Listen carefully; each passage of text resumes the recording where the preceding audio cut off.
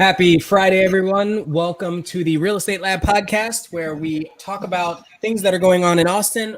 Yet today, we're going to talk a little bit about Austin versus Dallas. And the reason why is because we have people that are moving to both places a lot. And there are some pretty interesting reasons why. But we're going to go around the room real quick and introduce ourselves and then get right into the topic. So I go by Ian of Austin everywhere on the internet. Thank you for tuning in. Don't forget we're on Google, Amazon, Spotify, everywhere that has podcasts. And we're excited to have you here today. So make sure you ask any questions that you have, and let's have a fun podcast today.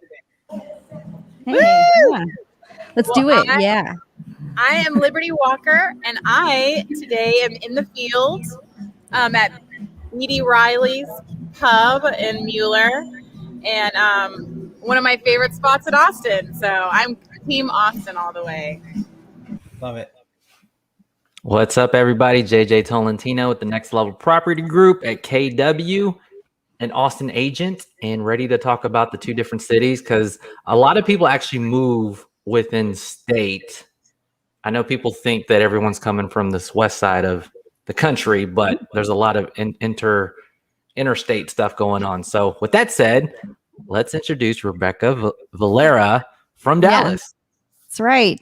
Hi, guys. My name is Rebecca Valera. I have a YouTube channel. I'm kind of, my tagline is Real Mom Real Estate, and I've kind of started to adopt that a little bit. I have 5 kids, so I am a mom of 5, and probably a different phase of life for most of you else that are on here, maybe even watching, but I'm an old fogey. That's why you live in Dallas, because you need a larger house. Don't let my daytime partying fool you, Rebecca. I am also a mom of 2, and JJ, he has some little ones as well, little babies. Cool. I love talking to people with more than 2 kids because I figure they know a lot what they're doing for sure. I have a puppy. Well, welcome. So glad. We're so excited to hear our hedgehog you. Passed last week, so we just have a puppy now, unfortunately. Anyway, not to be somber. Okay, why don't we start off right out of the gate? And because this is a real estate podcast, I don't want to spend too much time on it, but why don't we talk about price points, right? So you have a lot of people moving to Austin. They heard a year, 2 years, 3 years ago, they're like, man, prices are great in Austin. And today they're like, Austin.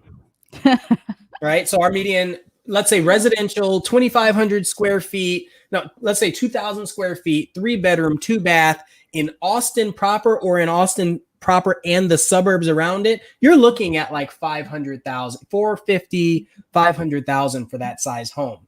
How about in Dallas? What are you thinking? I mean, Actually, if you're some stats.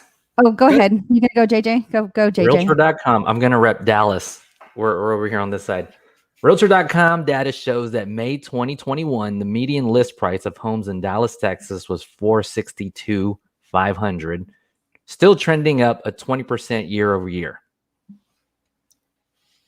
Yeah, and so the thing about these stats is like we don't know, and Rebecca, we talked about this a few times. Like we don't know if we're including condos, if we're talking, square footage. Like we have houses in Austin. I just pulled up one yesterday. It was 800 square feet for $700,000. Right? Yep. Do you have a lot of that there? Describe some of your homes. What's your typical home? Larger estates? Because I mean, you said 800,000 or 8,000 square feet. That's a big house. No, 800 square feet. The size of a bathroom, the size of one of our primary bedrooms here in Round Rock, for example. And how much was it again? Sorry. 700 and something thousand, 750. It depends. So, I mean, like some high rise, maybe. I just don't see it. Actually, you know what?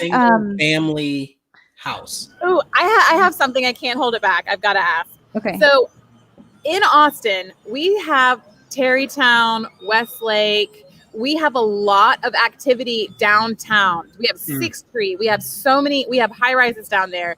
And to my knowledge, Dallas, the downtown city, leaves a little bit to be desired. Does that sound correct? Am I correct in thinking that? Is there a hot nightlife down in Dallas, inner city? Downtown. So if we're looking at downtown, I would say that Deep Ellum is probably drawing most of the nightlife, and that's on the west end area, closer to the west end. So Deep Ellum, West End, those two spots. Sometimes the farmers market can draw in a little bit of a Are crowd. people living there though? Are there People- places they live down So as far as Deep Ellum goes, it's probably, I'd say most people live north of that area. Just because it's a little bit nicer, a little bit greener. They're not necessarily having to be like right next to the bar or right next to the action. They're maybe like 5 minutes north in Uptown, or maybe they're over in Victory Park, which is not too far away from that either. Or they're in Oak Lawn, which is north of that as well. They want a lot of people, I feel like, that live in Dallas, even though they're in more of an urban area, they will want to be, they will still want to be a little bit connected with nature. And so they're not necessarily a lot of the geographic differences too, just talking about between Dallas and Austin. Austin has, way more, I guess, rivers, lakes that you were telling me about, Liberty. You just jump into the lake and just hang out and have a beer and you're just floating down, whatever, or stick your feet in. That's really not the case here in Dallas. When it gets hot outside, I would say when it gets hot outside, people will more than likely stay inside or try to avoid the heat or try to go to there's like little kiddie splash pads, but there's no real, I guess, true place for adults to just kind of hang out, or let's say young adults to just go and hang out. I would say that most of that is going to be, it's not as trendy in that way geographically. That's a good thing that you brought up, because when we have people selling their homes here in Austin, cashing out while the selling is good, and thinking that they're going to go up to Dallas and maybe get more square footage, they're going to be leaving behind what makes this city great. Barton Springs, Lake Travis, the Greenbelt, Lake Georgetown, Lake Pflugerville. I mean, there's tons of them. There's Ladybird Lake or Town Lake. How many lakes are there in Austin? How many lakes would you say? 6, 7, 10? Are we going to 12? So it depends, because a lot of our subdivisions. Walter Long. Yeah, Walter Long. A lot of our subdivisions have bodies of water, which is interesting. And if they don't, then they put a pool there. So there's that too. But there are a lot of smaller bodies of water. But if you're talking big lakes, we have a chain of lakes up here, right? Like there's a lot of water here. And that was surprising to me. I actually didn't expect that moving here. We have so much water. We have floodplains, right? Right. It's the river, really. Our the river city becomes a lake when it rains a little bit. Yeah. So it's I would say that's a big life shift if someone's relocating and they're used to hopping in the water. So if someone's coming from the West Coast or even, Florida coast or East Coast, and they're coming to Austin, it's not the same. There's no doubt about that. It is not the same, but it's nice because you have a place to escape some of the heat without having to pay $600 a month for your own pool. In Dallas? I had another question. Sorry. $600 a month. What are you talking about? Well, so because you're talking about like the cleaning fee for pools, you got to talk about the chemical upkeep. You got to talk about like the water, the cost of water. There's community pools. I'm talking about community pools. You don't have to buy your own pool. Their own pools. There's still community pools that are good. And we'll get into that in a little bit too. What were you saying, JJ? I'm sorry. In regards to like the centralized, like wherever because y'all are talking about Central Austin, right? And all that it has. Do people? Is it like a marketing line when people are like, it's 20 minutes away from downtown Dallas? Is that like a thing? Because that seems to be on like every Austin listing. How far is it away from this like central business district? Is that also relevant in Dallas? So I would say that there are 2 business hubs in Dallas. You have the ones that are still in downtown, and then you have a lot of businesses that actually have moved north to Plano. Toyota's there, really close to, I guess, we're 121, and let's just say it's probably about a 30-minute trek north of Dallas is where the second business hub or second business area is. So there's really not a big need for people to be like right in the city and right in downtown and right on top of each other. I think that's what makes Dallas a little bit more, I think, better in my eyes, because there are benefits to being spread out, because I do feel like we have definitely grown and we are more spread out than Austin is, in the sense that we not only have like one business hub, but we have another north quadrant to where you're not having to, you are further outside of the city. You can get a newer home. You can get it for less money than having to be confined to the downtown area. And I think that's a huge plus if you are looking for affordability. There are lakes here. Now, there's White Rock Lake is probably the closest one to downtown. And I know that we were talking a little bit earlier about how it was a little bit gross. Yes, I wouldn't recommend like swimming in that one. It's very shallow. Well, I mean, I've sailboated. Dirty I've gone out on a sailboat on White Rock Lake, and that's about the extent of it. It is pretty large. A lot of people like to hike and bike around that area, and it's right next to the botanical gardens there, the Dallas Arboretum. But you're not swimming in, is what you're saying. It's not generally for swimming. No, I would not, like label it as that. But a lot of people are drawn into that area. The more popular lakes that are closer to the Dallas-Fort Worth metro are going to be on the north side. There's some to the south, but I would say they're a little bit further, and then some to the west. But Lake Louisville is to like the northwest, and then you've got Lake Lavon and Lake Ray Hubbard, which are on the northeast side, that a lot of people will actually go boating and swimming in those. Nice. So, all right. So this is one thing that Austin is known for now more than ever is you'll hear people say the Domain or Mueller, which they are live, work, play areas, right? So that you have like shopping, and you have some people living there, and then there's food, and there's a little bit of corporate here and there. And so Mueller, and that's why I have this comment up. So Nellie says, walkable Mueller, a dream. But she's afraid to ask what a 2,000 square foot, one level newer home is going for now. Liberty. What's that going for in Mueller area right now? I mean, this time last year, there was a $420,000 3-bedroom, 1 bath, a stone's throw from where I'm at. I remember those.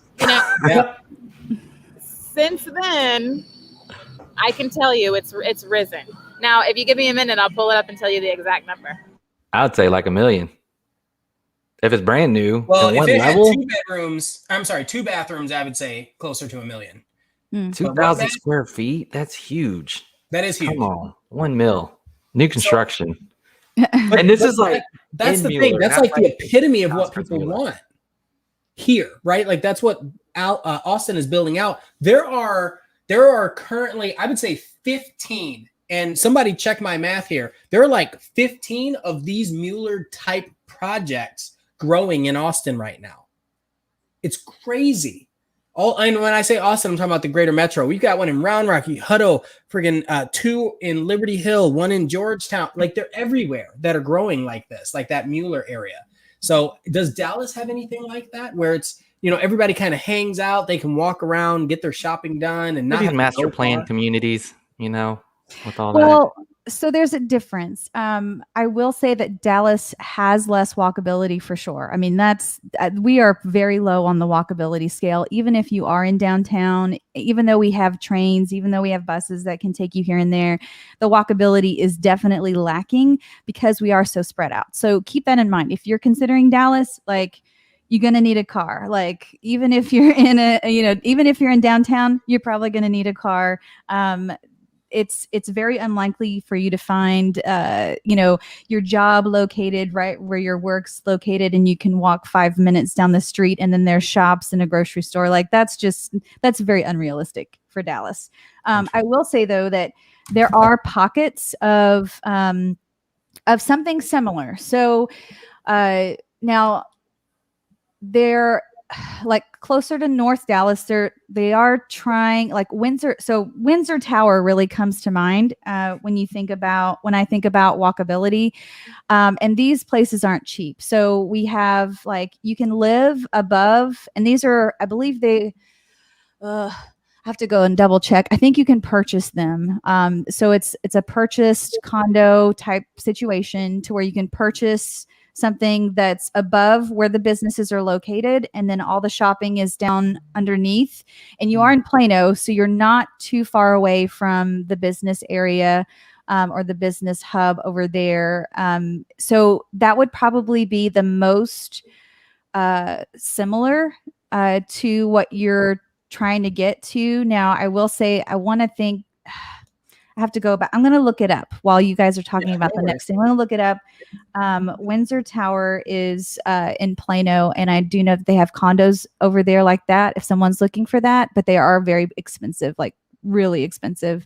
Probably similar to the $1 million, or slightly under price point. Yeah, it says $1 million to over $5 million.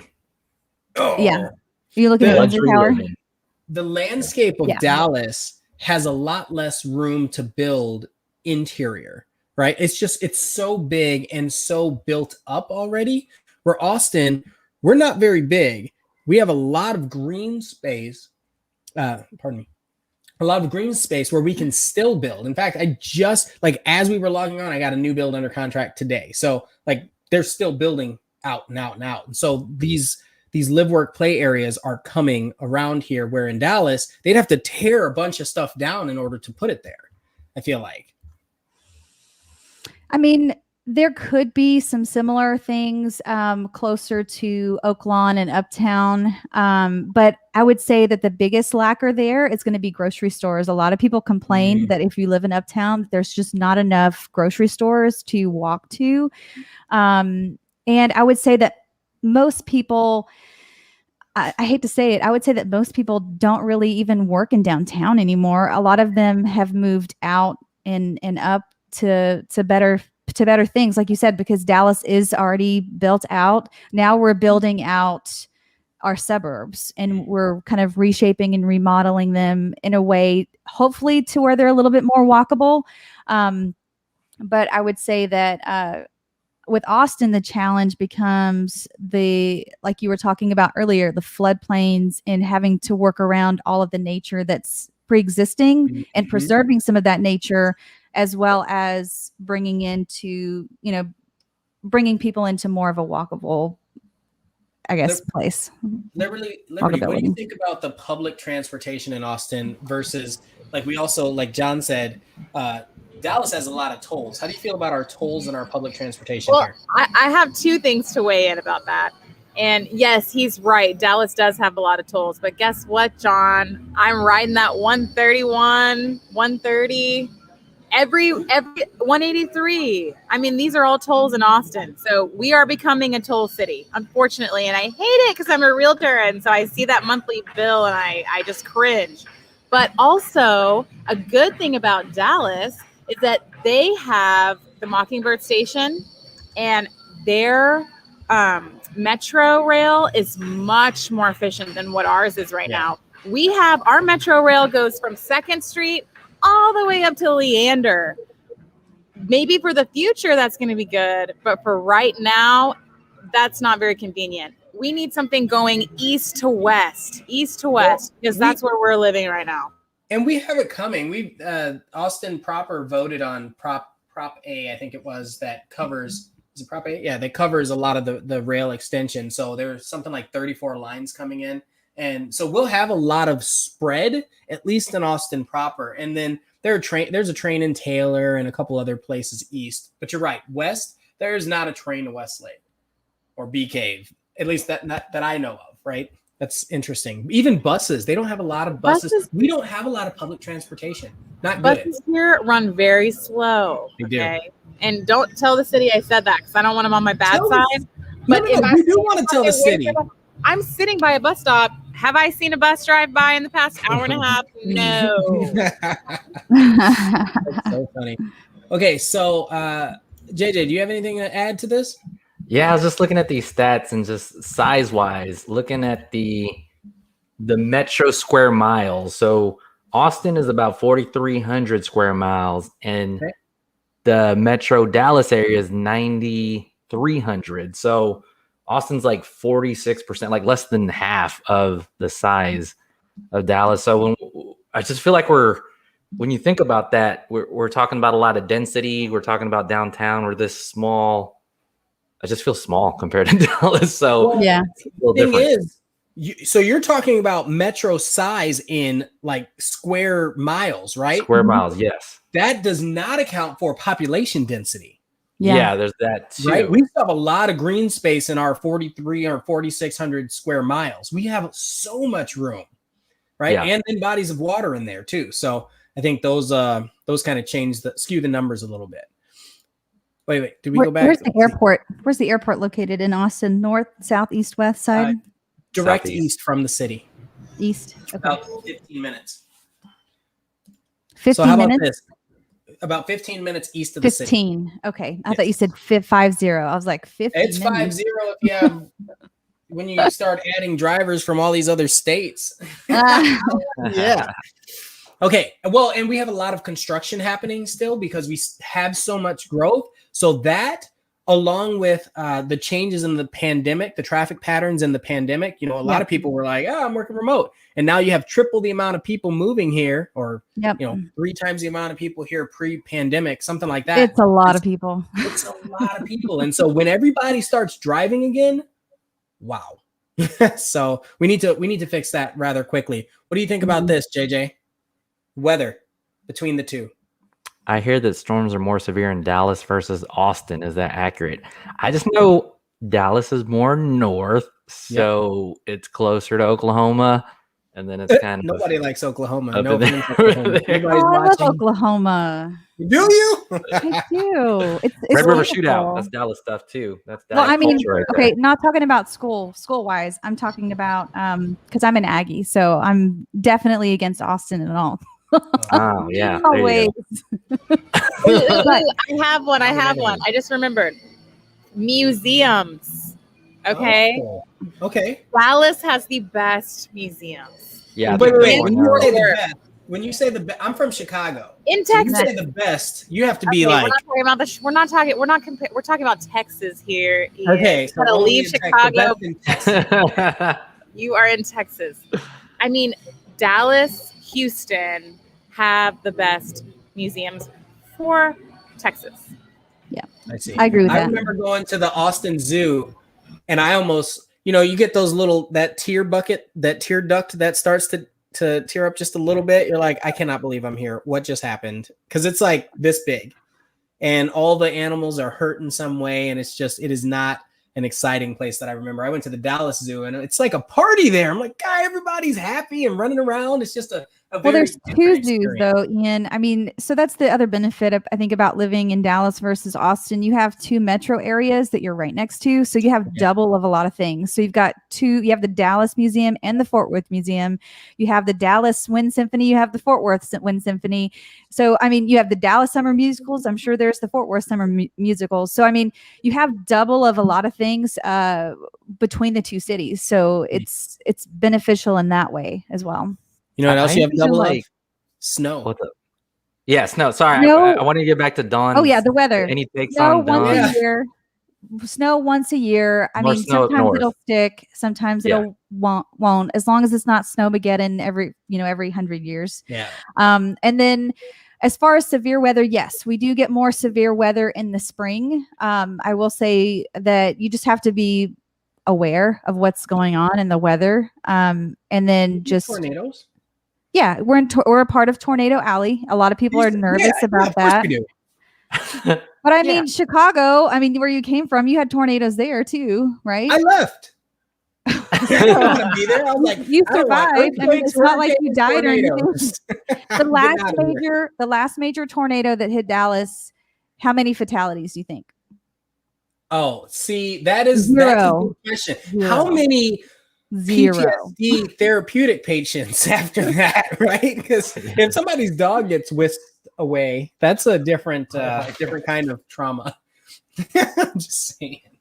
They give lots of warnings, lots of advance notice. There's a, they say, and usually too, when if the sirens are going off and you are in that, closet under your stairs and you're taking cover, like you're just like, did it go past already? And it's gone. And usually they always over exaggerate that. They always do. Okay. For good reason. I have another one that was a deal breaker for me moving to Dallas. HEB. So you lived in Dallas, right? Like you got to let people know that you lived there. HEB's coming. I stayed there after graduating college for 6 months. HEB's coming to Frisco. HEB is coming. There's no HEB in Dallas? No, there is not. I was sad because that's the other. Well, Austin is humidity is awful. I'm going to say that because you're closer to College Station, and I was there. I lived in College Station for 4 years, and the humidity was just terrible. So Dallas has more dry heat, but humidity will make your pores just like that. It's called the hydro plump. Okay, hydro plump. Oh gosh, you keep telling yourself, that's important. All the girls that have curly hair, it just kind of froze up. It's not as bad as Louisiana or I'm sure parts of Houston, but at the same time, it can get humid in Austin. I know that. John, I have to read John's comment. Our friends were visiting and went to the Austin Aquarium, and we were so embarrassed. They literally asked us, okay, so the Austin Aquarium, it's like an old Home Goods. And it is not okay. It is not okay. I know.